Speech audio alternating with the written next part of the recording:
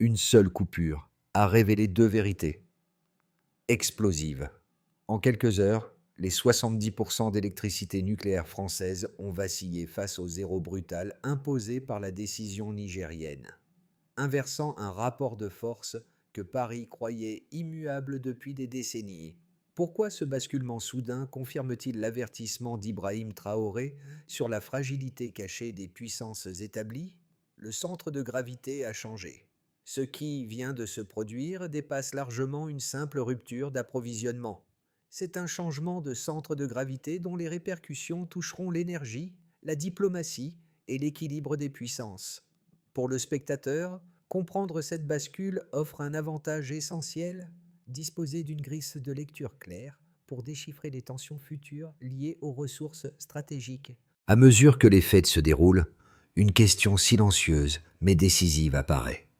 Que devient une puissance lorsqu'un élément que l'on croyait assuré se révèle n'être qu'un emprunt fragile? Et c'est précisément ici qu'un micro-signal, passé presque inaperçu dans les récits classiques, mérite l'attention. Le Niger n'a pas seulement stoppé l'uranium, il a révélé la vulnérabilité d'un modèle entier. Dans les minutes, puis les heures, qui ont suivi l'annonce, chaque acteur, politique, économique ou militaire, s'est retrouvé forcé de reconsidérer ses certitudes. Le récit à venir n'est donc pas seulement celui d'une crise, mais celui d'un dévoilement. La première fissure est apparue plus tôt qu'on ne le croit.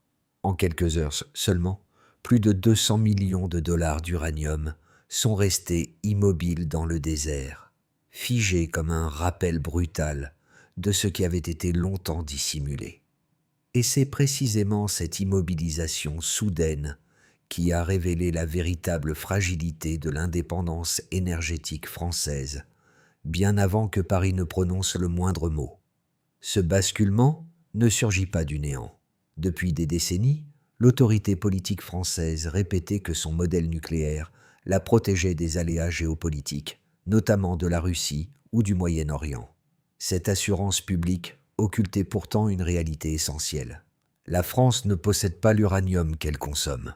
Les réacteurs, les trains, les hôpitaux, l'ensemble de l'infrastructure moderne reposaient sur une matière première venant d'un lieu unique, éloigné et historiquement dominé, le Niger. Lorsque ce pays a tiré la prise, l'onde de choc a parcouru les couloirs du palais de l'Élysée. Des réunions d'urgence ont éclaté. Des responsables ont recalculé en direct les stocks. Et des planificateurs ont admis que les options de remplacement coûteraient des milliards.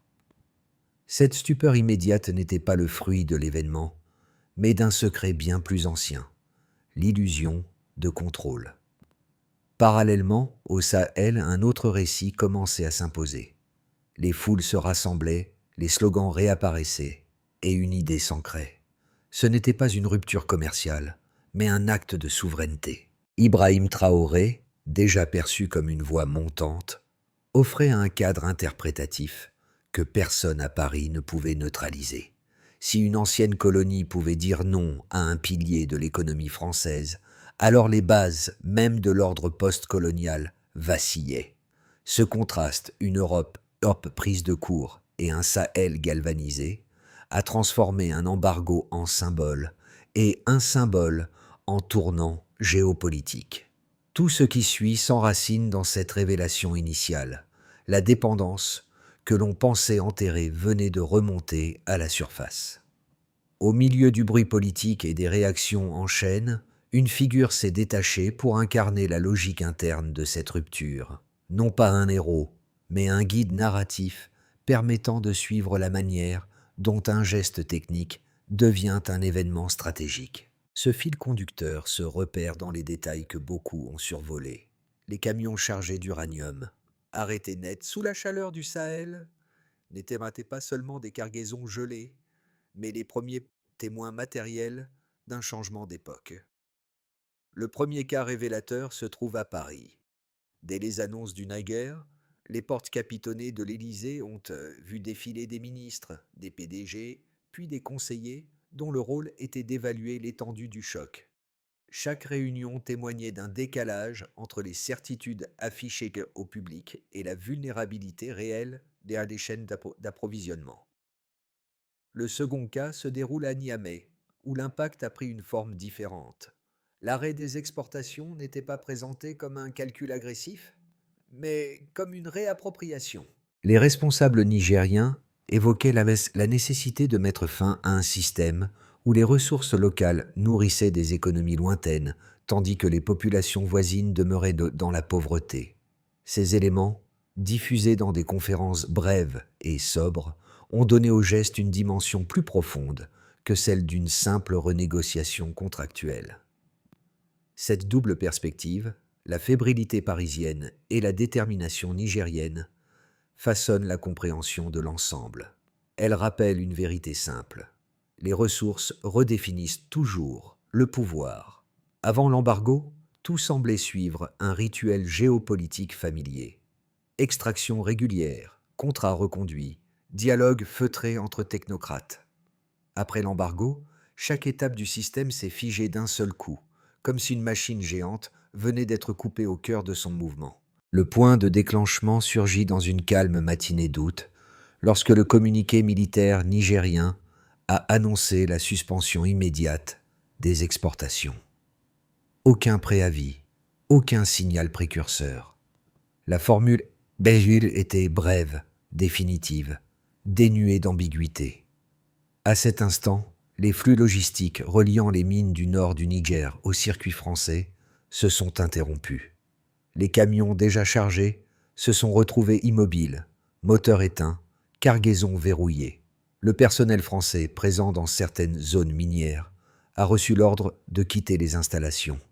Les lignes de communication diplomatique se sont crispées instantanément. Très vite, le choc s'est déplacé vers Paris. Les premières heures ont été marquées par une séquence de réunions en cascade. Les responsables de l'énergie ont dressé un état des lieux des stocks disponibles. Les ministres ont évalué les coûts potentiels d'un remplacement par d'autres fournisseurs. Les économistes ont simulé l'impact sur les marchés. L'effet a été immédiat.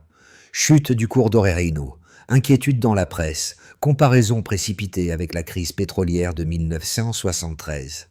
La surprise n'était pas liée à l'événement en lui-même, mais à la vitesse de propagation de ses conséquences. Le cœur du récit bascule véritablement au moment où l'on comprend que l'embargo ne représente pas un geste isolé. Sur le terrain, l'armée nigérienne a repris le contrôle direct des zones minières exploitées par Orano. Cette reprise n'avait rien de théâtral. Aucun défilé, aucun discours triomphaliste. Simplement un déploiement méthodique, presque chirurgical, montrant que la décision politique s'accompagnait d'une stratégie opérationnelle solide. De leur côté, les transporteurs ont confirmé que toute tentative de sortie de cargaison serait bloquée. Le tournant majeur surgit lorsqu'il devient clair que l'impact ne peut être contenu dans un cadre strictement bilatéral.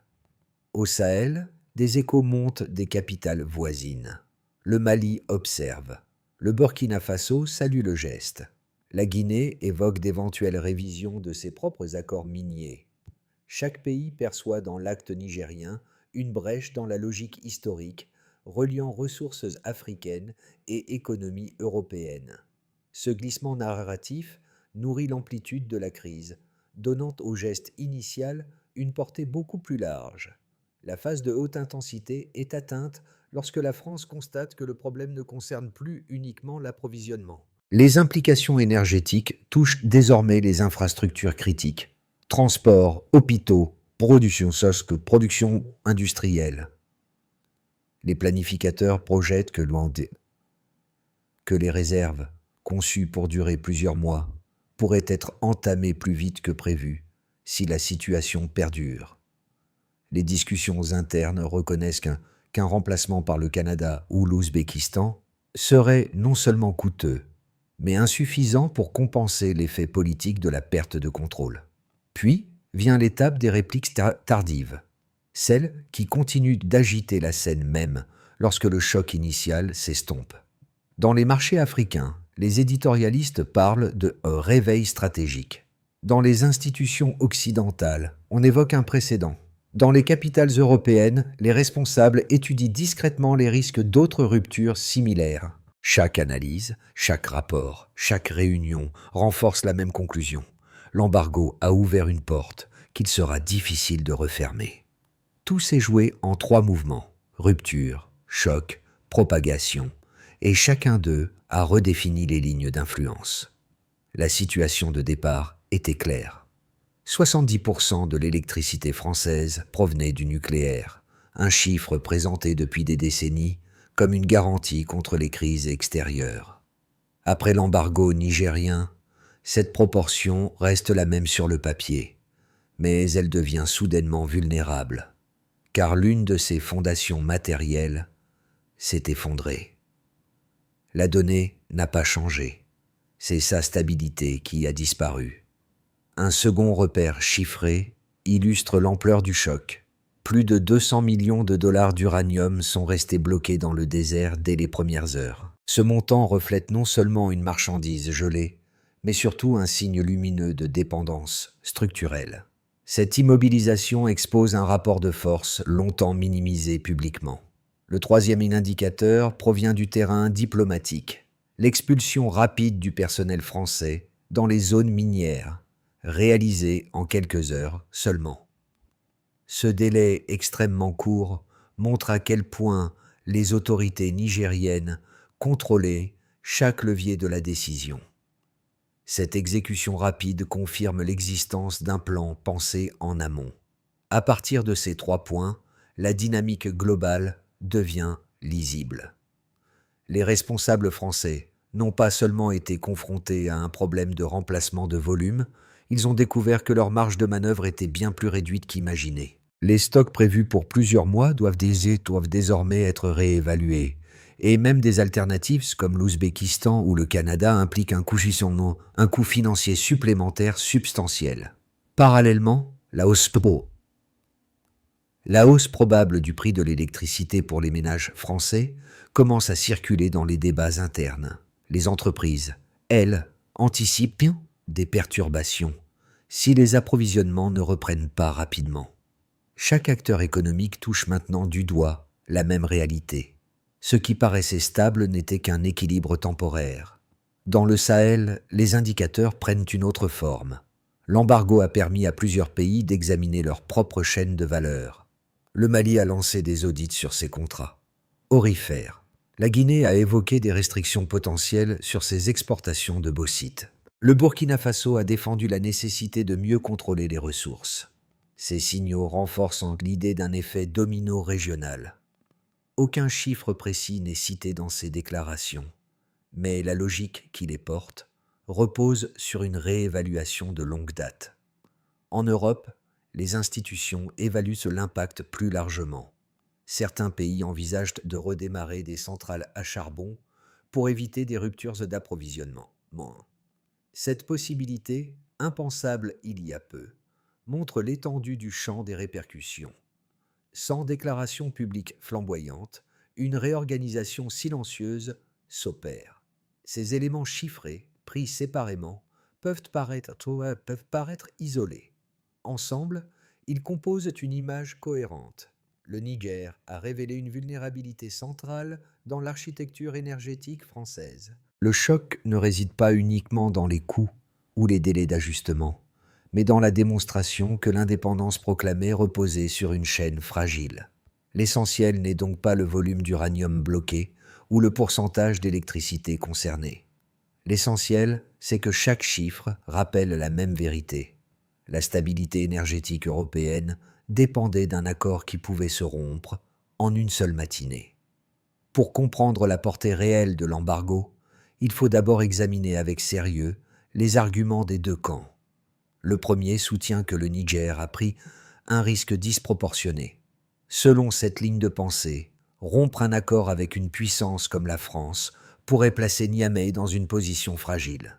Perte d'aide financière, tensions diplomatiques, pression économique, voire isolement. Les sceptiques ajoutent qu'un tel geste pourrait pousser le pays à dépendre d'autres acteurs extérieurs, comme la Russie ou la Chine, sans garantir de meilleures conditions. Cette perspective insiste sur l'asymétrie des moyens et sur la possibilité que les coûts internes, inflation, ajustement de chaînes d'approvisionnement, baisse de certaines activités économiques, finissent par peser davantage que les gains politiques. Le second camp adopte une lecture inversée.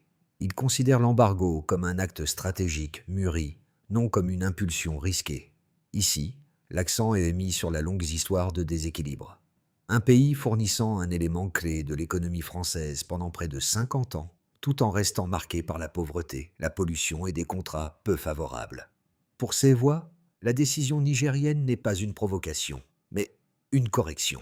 Elle remet en cause une structure de dépendance qui profitait largement à Paris. Cette lecture voit dans l'embargo un moment fondateur, une démonstration qu'un acteur longtemps considéré comme périphérique pouvait modifier l'équilibre d'un secteur vital en Europe. En évaluant ces deux positions, la force des faits oriente l'analyse. Le Niger n'a pas agi de manière improvisée. En quelques heures, les zones minières ont été sécurisées, les cargaisons gelées, le personnel français évacué. Ce type de coordination n'est pas celui d'un geste impulsif. Par ailleurs, l'écho suscité dans la région, du Burkina Faso au Mali, indique que le geste dépasse l'intérêt strictement national. Il s'inscrit dans une dynamique plus large où les pays du Sahel repensent leur rapport aux anciennes puissances. Face à ces éléments, la décision nigérienne apparaît moins comme un pari solitaire que comme un point de bascule soigneusement orchestré. Le centre bascule ici. À partir de ce moment précis, l'embargo cesse d'être un simple geste technique pour devenir un signal stratégique. Ce changement ne provient pas seulement de la perte d'uranium, mais de la manière dont plusieurs capitales ont interprété la décision. Bruxelles s'inquiète, Washington observe, Moscou avance, Pékin calcule. Chacun lit dans l'acte nigérien un précédent capable de perturber des décennies de stabilité apparente. La rupture prend une dimension encore plus forte lorsqu'un élément rarement souligné dans le discours européen commence à s'imposer. Le Sahel ne parle plus d'ajustement, mais de souveraineté. Dans cette dynamique nouvelle, Ibrahim Traoré joue un rôle crucial. Sa voix, régulièrement relayée dans la région, encadre l'embargo comme une opportunité historique plutôt qu'une crise. Cette interprétation change tout, car elle offre au geste du Niger un récit cohérent, lisible et mobilisateur. Le véritable midpoint se cristallise alors. L'Europe n'est plus le centre qui réagit aux événements. Ce sont désormais les pays africains qui redéfinissent le cadre général. La géographie du pouvoir vient de pivoter. Les conséquences de l'embargo se déploient, comme 4 cercles concentriques, chacun révélant une transformation plus profonde que le précédent. Ce n'est plus seulement un arrêt d'uranium, mais un réalignement progressif des équilibres politiques, économiques et symboliques. Au niveau national, l'effet immédiat se traduit par une réorientation du discours politique. Les autorités annoncent que les revenus provenant de l'uranium doivent enfin profiter aux citoyens. Des réunions publiques sont organisées pour présenter un projet de fonds souverain porté comme une garantie d'utilisation interne des ressources. Dans le même temps, une question s'installe. Le pays peut-il réellement maintenir cette trajectoire, malgré l'inflation croissante et la suspension discrète de certaines aides étrangères? Les débats locaux soulignent un mélange d'espoir et de prudence. La population ne veut plus être spectatrice, mais actrice d'un tournant national. En France, les répercussions prennent la forme d'un choc systémique. Les responsables de l'énergie anticipent des coûts supérieurs pour sécuriser des alternatives, tandis que les analystes reconnaissent que les réserves prévues pour plusieurs mois pourraient s'épuiser plus tôt que prévu si la situation s'enlise. Les entreprises, confrontées à l'incertitude, réévaluent leurs plans de production. Les ménages, eux, sont avertis d'une possible hausse des prix de l'électricité. L'essentiel n'est pas seulement financier. Un mythe s'effondre. L'indépendance énergétique que la France valorisait depuis 50 ans se révèle dépendante d'une chaîne extérieure qu'elle ne contrôle plus. Dans la région du Sahel, au Sahel, l'embargo agit comme un déclencheur idéologique. Le Mali réexamine ses contrats aurifères. La Guinée évoque des restrictions sur ses exportations de bauxite. Le Burkina Faso défend un pacte de souveraineté régionale. Ces signaux ne constituent pas encore un bloc formalisé, mais démontrent qu'une logique commune se met en place. Dans ce nouvel élan, Ibrahim Traoré apparaît comme l'une des voix donnant une cohérence politique à cette redistribution. La région commence à percevoir qu'un pays considéré comme périphérique a pu provoquer un séisme ressenti jusqu'à l'Europe. Cette perception modifie la psychologie collective. Ce qui était impensable devient envisageable. À l'échelle internationale, à l'échelle globale, les réactions deviennent plus silencieuses, mais tout aussi stratégiques. Moscou propose des contrats d'achat à long terme avec prime. Pékin envoie des émissaires pour discuter d'infrastructures, en échange d'un accès futur aux ressources. L'Inde manifeste son intérêt pour un partenariat nucléaire élargi. Les puissances occidentales, elles, craignent un vide géopolitique et un réalignement en faveur d'acteurs non européens. Dans plusieurs capitales, la crise nigérienne est analysée comme un précédent susceptible d'inspirer d'autres pays producteurs de minerais stratégiques. Le modèle post-colonial, longtemps maintenu par des contrats asymétriques, montre ses failles. Dans ces 4 niveaux, l'embargo fonctionne comme un révélateur, dévoilant des lignes de force que l'on pensait figées. Les mois à venir vont déterminer si l'embargo reste un épisode isolé ou devient un point de bascule durable. 3 trajectoires émergent, chacune fondée sur les dynamiques déjà visibles dans les réactions nationales, régionales et internationales. Haine tendue. Dans ce scénario, le Niger maintient l'embargo mais adopte une approche prudente pour éviter une pression économique trop forte. Les réunions publiques se poursuivent, l'idée d'un fonds souverain progresse et les partenaires extérieurs continuent de tester la solidité du nouveau rapport de force. La France, de son côté, réorganise progressivement ses chaînes d'approvisionnement en diversifiant ses sources tout en absorbant des coûts additionnels.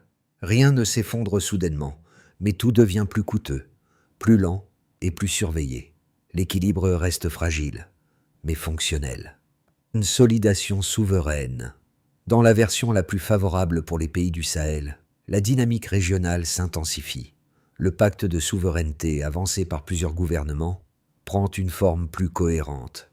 Les audits maliens, les discussions guinéennes et les initiatives burkinabè convergent vers un cadre commun. Les partenaires non occidentaux, Russie, Chine, Inde, proposent des accords structurés qui sécurisent des revenus tout en promettant des investissements d'infrastructures.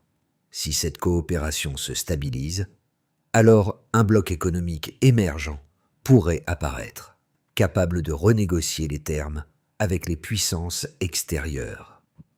Haine et recul. Ce scénario s'enclenche si les risques économiques s'accumulent. L'inflation au Niger devient difficile à contenir. Certaines importations stratégiques se tendent. Et la société civile exprime ses inquiétudes sur la transparence du processus. La France, soutenue tacitement par des partenaires occidentaux, pourrait exploiter ces fragilités pour regagner du terrain diplomatique. Les nouveaux partenaires, comme Moscou ou Pékin, n'offrent pas de conditions réellement meilleures, poussant Niamey dans une dépendance différente mais tout aussi contraignante. Si cette spirale se confirme, alors l'embargo pourrait perdre sa valeur symbolique et redevenir une concession forcée. À travers ces 3 trajectoires, une idée centrale domine. Si la région parvient à transformer l'acte symbolique en structure durable, alors l'équilibre pourra réellement changer. L'histoire de l'embargo n'est pas seulement celle d'État et de stratégie.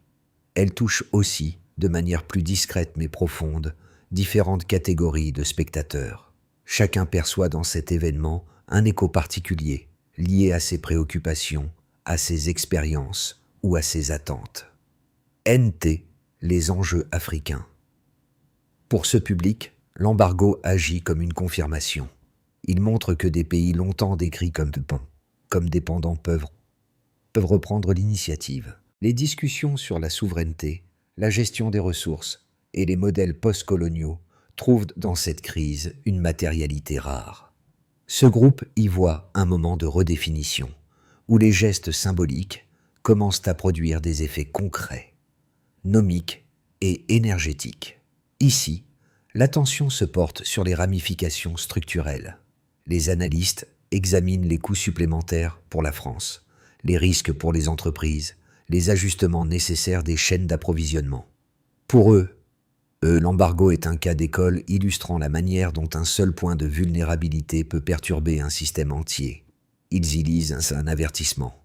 Aucun modèle n'est aussi solide qu'il le paraît tant qu'il repose sur un levier externe. Est-ce intéressé par les signaux globaux? Dans cette catégorie, l'événement est interprété comme un indicateur de changement mondial. La montée de nouveaux acteurs, le recul relatif d'anciennes puissances et les repositionnements régionaux donnent à l'embargo une valeur presque symbolique. Ce public ne cherche pas les détails techniques, il observe la direction du mouvement général. À chacun de ces groupes, une même question se pose désormais. Comment lire un monde où les certitudes énergétiques et politiques peuvent être basculées en une matinée? Pour avancer dans cette réflexion, une simple recommandation. Gardez l'esprit ouvert face aux transitions rapides. Pour que l'embargo dépasse le registre symbolique et devienne une transformation durable, une feuille de route cohérente doit être définie. Elle ne dépend pas seulement des États, mais d'un enchaînement clair d'étapes mesurables. Ibrahim Traoré, souvent perçu comme l'un des porte-voix régionaux, insiste déjà sur l'importance de structurer l'action avant de chercher les résultats. Nation politique minimale, 1-3 mois. Les gouvernements du Niger, du Mali et du Burkina Faso doivent harmoniser leurs messages publics.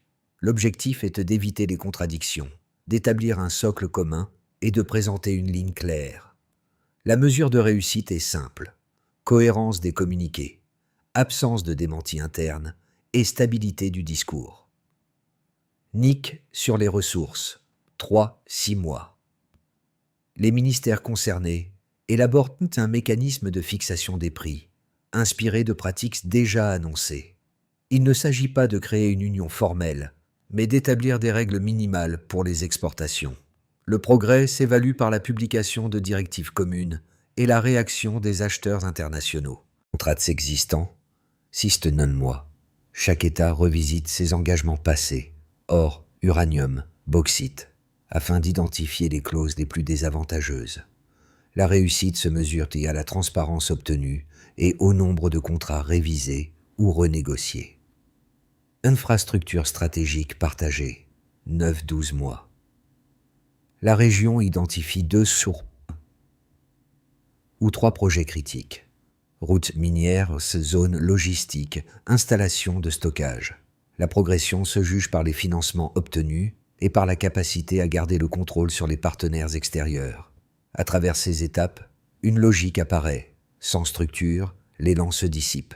Avec un plan, il devient une trajectoire. Les premières images de l'embargo demeurent gravées dans la mémoire. Ces camions immobiles sous la chaleur, cargaisons verrouillées, silence total autour d'un matériau qui faisait tourner les lumières d'un continent entier. Ce motif revient aujourd'hui comme un rappel précis de ce qui a vraiment changé. Ce n'est pas seulement l'arrêt du mouvement, mais la reprise de contrôle sur ce mouvement. Dans cette atmosphère nouvelle, l'idée de souveraineté cesse d'être un slogan. Elle devient une ligne de fracture entre l'ancien ordre et ce qui tente d'émerger. Les rues du Sahel, les débats des capitales, les forums improvisés montrent que le geste du Niger a ouvert un champ de possibilités que beaucoup croyaient hors d'atteinte. Ibrahim Traoré, dont les mots ont accompagné l'élan régional, incarne cette certitude calme. L'histoire n'est jamais figée tant que quelqu'un ose la réécrire. Le symbole des cargaisons arrêtées a donc changé de sens. Hier, elle représentait une perte.